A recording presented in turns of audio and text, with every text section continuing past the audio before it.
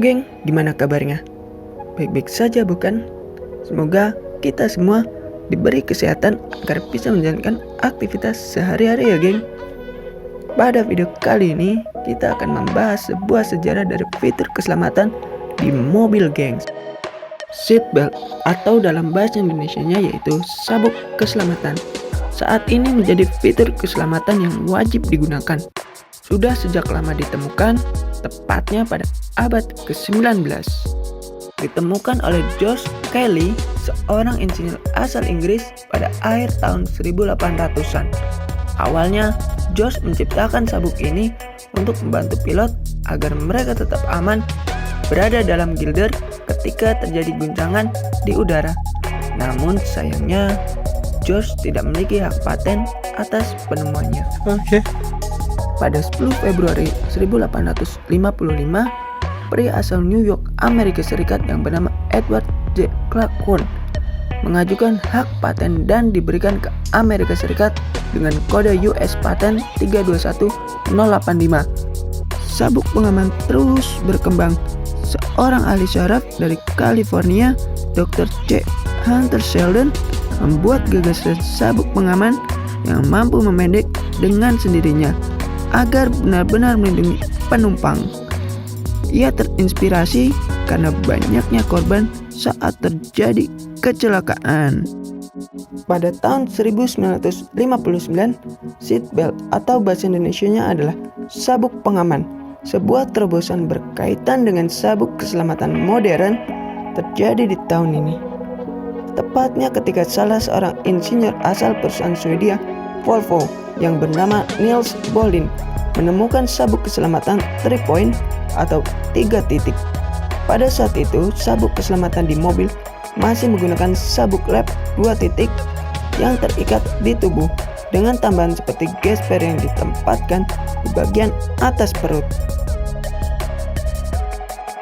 Volvo yang merasa tidak puas akhirnya mengembangkan lagi seatbelt yang didukung dengan dashboard yang empuk, sehingga seatbelt yang mengunci pengendara tidak terbentur wajahnya ke dashboard yang sebelumnya keras, sehingga pengendara tidak mengalami cacat yang parah geng.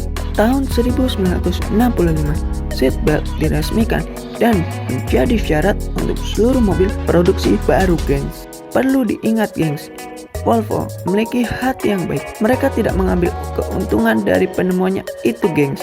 Itu karena demi kepentingan orang banyak, demi keselamatan gengs. Lalu pada tahun 1968, sekali lagi Volvo menjadi pabrikan penyelamat dunia otomotif gengs. Lalu setelah itu beberapa negara mewajibkan penggunaan seatbelt, seperti Inggris yang mewajibkan seatbelt pada tanggal 31 Januari 1983. Telah diketahui tahun sebelumnya kecelakaan kendaraan di Inggris membuat 25% pengendara luka parah dan sebesar 29% penumpang juga mengalami hal yang sama.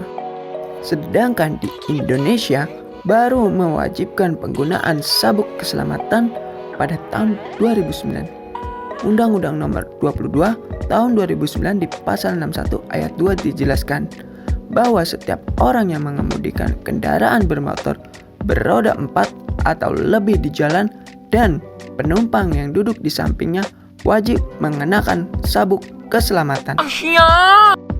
Lalu orang yang berperan dalam pengembangan seatbelt itu siapa sih? Penemunya adalah George Cayley, lalu dikembangkan oleh Edward J. Clark, dikembangkan lagi oleh Dr. C. Hunter Sheldon, dan terakhir dikembangkan oleh Niels Bohlin yang membuat fitur keselamatan ini menjadi seatbelt 3 titik yang sebelumnya hanya 2 titik saja. Nah, itu dia gengs, sejarah terciptanya fitur keselamatan yang hingga saat ini dapat menyelamatkan nyawa orang banyak sampai 1 juta nyawa dalam 4 dekade. Dan hebatnya, Volvo tidak mengambil keuntungan dari penemuannya.